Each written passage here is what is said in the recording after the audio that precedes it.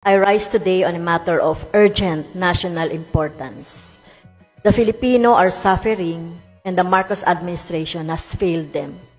The latest Social Weather Station survey, or the SWS survey, reveals that 63% of the Filipino families now consider themselves poor, the highest rate in over 2 decades.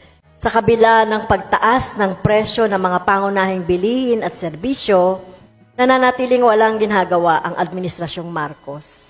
Pinahayaan ang mga Pilipino na magdusa. Sumisipa ang presyo ng kuryente, tubig, natataas mula sa 4 na piso hanggang 5 piso kada cubic meter sa buwang ito. At langis na tataas na naman uli ng halos piso kada litro. Tataas ang pamasahe sa LRT na aabot ng 12.50 or 12 pesos and 50 centavos sa maximum at may pagtaas na naman ang premium ng SSS.